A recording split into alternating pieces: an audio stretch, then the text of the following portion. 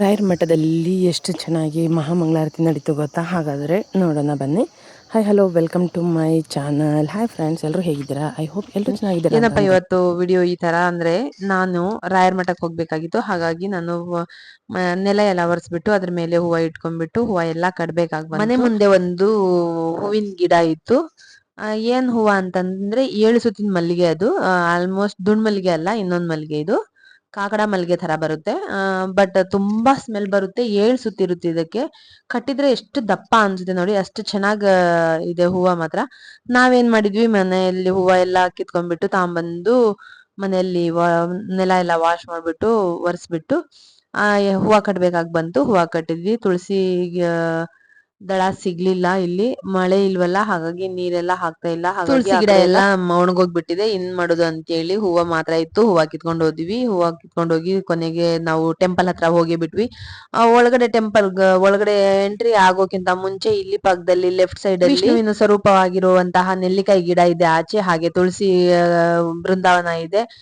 ಅಲ್ಲೆಲ್ಲಾ ಪೂಜೆ ಆಗ್ಲೇ ಮಾರ್ನಿಂಗ್ ತುಂಬಾ ಸಗತ್ತಾಗಿ ಮಾಡಿದ್ರು. ನಾನು ಹೋಗಿದ ನಂತರ ದೇವರಿಗೆ ಬಿಡಿ ಹೂವ ಇತ್ತು. ಬಿಡಿ ಹೂವ ತುಳಸಿ ಕಟ್ಟೆಗೆ ಸ್ವರೂಪ ಆಗಿರುವಂತಹ ನೆಲ್ಲಿಕಾಯಿ ಗಿಡಕ್ಕೆ ಬಿಡಿ ಹೂವ ಕೊಟ್ಟೆ. ಬಿಡಿ ಹೂವ ಕೊಟ್ಟಿದಾದ್ಮೇಲೆ ಅಲ್ಲಿ ನಾನು ಪ್ರದಕ್ಷಿಣೆ ಮಾಡಿದೆ. ಹೋದ ತಕ್ಷಣ ಕಾಲ್ ವಾಶ್ ಮಾಡ್ಕೊಂಡ್ಬಿಟ್ಟು ಇದೆಲ್ಲಾ ಮಾಡ್ಬಿಟ್ಟು ಒಳಗಡೆ ಬಂದೆ.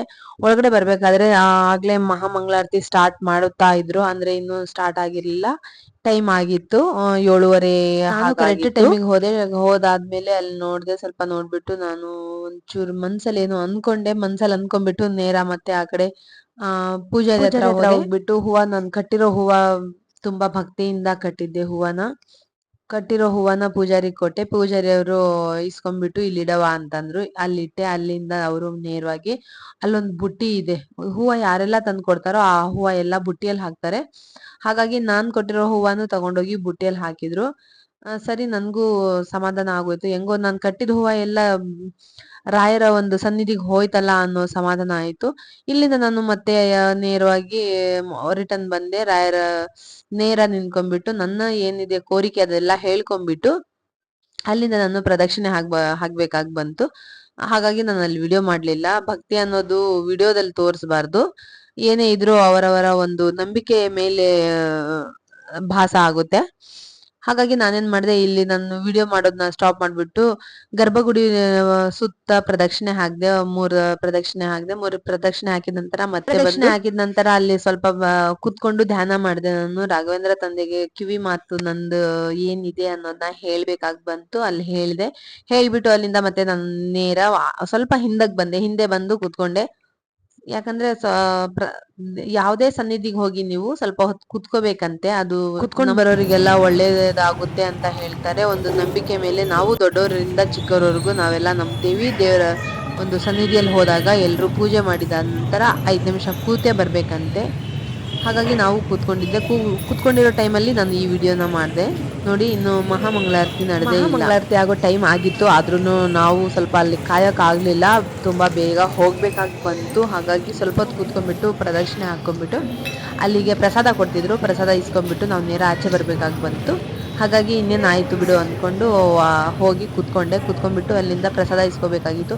ನೀನ್ ಇಸ್ಕೊ ಅಂತಿದ್ವಿ. ಅಲ್ಲಿಂದ ನಾವು ಹೋಗಿ ಪ್ರಸಾದ ಎಲ್ಲ ತಗೊಂಡಿದ್ದಾಯ್ತು. ನಾವು ಒಳಗಡೆ ಸ್ವಲ್ಪ ಹೊತ್ತು ಕೂತ್ಕೋಬೇಕಾಗಿತ್ತು. ಪ್ರದಕ್ಷಿಣೆ ಹಾಕಿದೆ. ಪ್ರದಕ್ಷಿಣೆ ಹಾಕಿದ ನಂತರ ಮತ್ತೆ ನಾನು ಪೂಜಾರ ಹತ್ರ ಹೋದ್ರೆ ಮಂತ್ರಾಕ್ಷತೆ ಕೊಟ್ರು. ಮಂತ್ರಾಕ್ಷತೆ ಇಸ್ಕೊಂಡ್ಬಿಟ್ಟು, ಭಗವಂತ ನೀನೇ ಇದೆಯಾ, ಎಲ್ಲ ನಿನ್ ಮೇಲೆ ಹಾಕಿದೀವಿ, ಒಳ್ಳೇದು ಕೆಟ್ಟದ್ದು ಎಲ್ಲ ನೀನೇ ನೋಡಪ್ಪ, ಕಾಪಾಡಪ್ಪ ಅಂದ್ಕೊಂಡ್ಬಿಟ್ಟು ಪಕ್ಕದಲ್ಲಿ ಬಂದು ಕೂತ್ಕೊಂಡಿದ್ದು. ಅಂತಂದ್ರೆ ವಿಶ್ರಾಂತಿ ಪಡೆಯೋದಲ್ಲ, ಭಗವಂತನ ಸನ್ನಿಧಿಯಲ್ಲಿ ಹೋಗ್ಬೇಕಾದ್ರೆ ಎಲ್ರೂ ಸ್ವಲ್ಪ ಹೊತ್ತು ವಿಶ್ರಾಂತಿ ಪಡೆದು ಅಲ್ಲಿ ಭಗವಂತನ ಒಂದು ಇದಕ್ಕೆ ಪಾತ್ರರಾಗ್ಬೇಕು ಅಂತ ಹೇಳಿರೋದು. ಹಾಗಾಗಿ ನಾನು ಕೂತ್ಕೊಂಡಿರೋ ಸಮಯದಲ್ಲಿ ನಾನು ಈ ತರ ಸ್ವಲ್ಪ ವಿಡಿಯೋ ಮಾಡಿದ್ದು.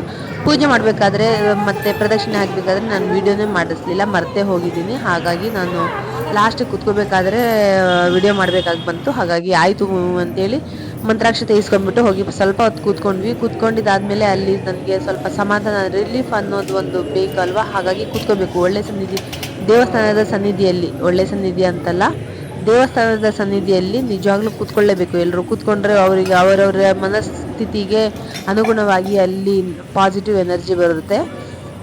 ನೋಡಿ, ಮಂತ್ರಾಕ್ಷತೆ ಇಸ್ಕೊಂತ ಇದೀನಿ.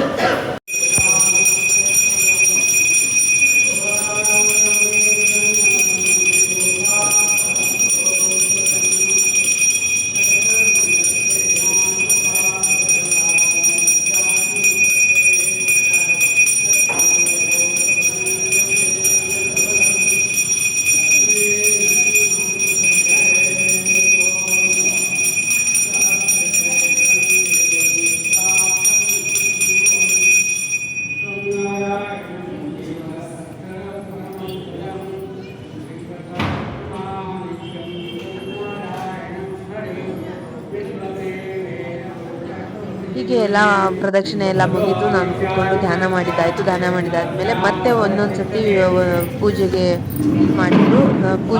ಪೂಜೆ ಮಾಡಿ ಮಹಾಮಂಗಳಾರತಿ ಎಲ್ಲ ಮಂಗಳಾರತಿ ಕೊಟ್ಟರು. ಮಂಗಳಾರತಿ ಇಸ್ಕೊಂಡ್ಬಿಟ್ಟು ಅಲ್ಲಿಂದ ಮತ್ತೆ ನಾವು ನೇರ ಆಚೆ ಬರ್ಬೇಕಾಗಿತ್ತು. ಇಲ್ಲೇ ಇರೋದು ಸರ್ಪ್ರೈಸ್ ಅಂತಂದ್ರೆ, ನಾವು ಆಚೆ ಬರ್ಬೇಕಾದ್ರೆ ಅಲ್ಲಿ ಏನು ಶಿಬಿರ ಅಂತ ಹೇಳಿ ಸರಿ ಆಯ್ತು ಅಂತೇಳಿ ನಾವು ಪೂಜೆ ಎಲ್ಲ ಮುಗಿಸ್ಕೊಂಡು ಮಹಾಮಂಗಳಾರತಿ ಆಗಿರ್ಲಿಲ್ಲ. ಬಟ್ ನಮ್ಮ ಮನೆಯಲ್ಲಿ ಬೇಗ ಬಂದಿರೋ ಒಂದು ಸಮಯ ಆಗಿತ್ತು. ಹಾಗಾಗಿ ನಾವು ಅಲ್ಲಿಂದ ರಿಟರ್ನ್ ಬರ್ಬೇಕಾದ್ರೆ ನಾವು ಇಲ್ಲಿ ಇದ್ರ ಹತ್ರ ಏನು ಬಾಗ್ಲ ಹತ್ರ ಪ್ರಸಾದ ಕೊಡ್ತಿದ್ರು.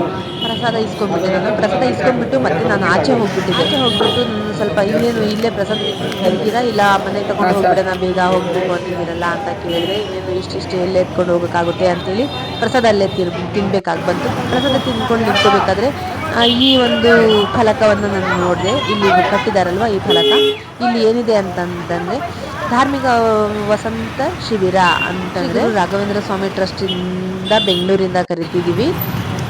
ಧಾರ್ಮಿಕ ವಸಂತ ಕಾರ್ಯಕ್ರಮ ಇದೆ ಅಂತ ಹೇಳಿದ್ರು. ಬನ್ನಿ ಅಮ್ಮ ಏನ್ ಹೇಳ್ತಾರೆ ಅಂತ ಕೇಳಿಸ್ಕೊಳ್ಳೋಣ. ಏನದು ಅದು ವೇದ ಅದು ಇದು ಕಲಿಸ್ಕೊಡ್ತಾರೆ ಮಕ್ಕಳಿಗೆಲ್ಲ. ಸಾಂಪ್ರದಾಯಿಕವಾಗಿ ಏನು ಕಲಿಸ್ಬೇಕಿಲ್ಲಿ ಧಾರ್ಮಿಕವಾಗಿ ಅದನ್ನು ಕಲಿಸ್ತಾರೆ. 22ನೇ ತಾರೀಕಿಂದ 22ರಿಂದ 26. 22ರಿಂದ 26 ಏನಾದರೂ ನೋಡಿದೆ ಅದಕ್ಕೆ ಕೇಳ್ತೀನಿ. ಏನಾದರೂ ಅಮೌಂಟಿಂದ ಇರ್ಲಿಕ್ಕಿಲ್ಲ. ಮೋಸ್ಟ್ಲಿ ಬೆಂಗಳೂರಿಂದ ಒಬ್ರು ಗುರುಗಳು ಬಂದು ಅವ್ರಿಗೆ ಹೇಳ್ಕೊಡ್ತಾರೆ ಸಾಂಸ್ಕೃತಿಕವಾಗಿ ದೇವರ ಬಗ್ಗೆ ಕಥೆಗಳು. ಆಮೇಲೆ ಏನಾದ್ರು ಆಟ ಆಡಿಸೋ ಆ ಥರ ಹೀಗೆ ನೋಡಿದ್ರಲ್ಲ ಫ್ರೆಂಡ್ಸ್, ತುಂಬಾ ಉಚಿತವಾಗಿ ಇರುತ್ತೆ. 22ರಿಂದ 26ನೇ ತಾರೀಕುವರೆಗೂ ಒಂದು ಶಿಬಿರ ಅನ್ನೋದು ನಡೆಸ್ತಾರೆ ಈ ಟ್ರಸ್ಟ್ ಅಲ್ಲಿ, ಶ್ರೀ ಗುರು ರಾಘವೇಂದ್ರ ಸ್ವಾಮಿ ಟ್ರಸ್ಟ್ ಅಲ್ಲಿ. ಹಾಗಾಗಿ ಯಾರಿಗೆಲ್ಲ ನಿಮ್ಗೆ ಆಸಕ್ತಿ ಇದೆಯೋ ಬಂದ್ ಜಾಯ್ನ್ ಆಗಿ. ಬೆಳಿಗ್ಗೆ 10 ಗಂಟೆಯಿಂದ ಸಾಯಂಕಾಲ 4 ಗಂಟೆವರೆಗೂ ಇರುತ್ತೆ ಅಂತ ಅಮ್ಮ ನಮ್ಗೆ ಇನ್ಫಾರ್ಮ್ ಮಾಡಿದ್ರು.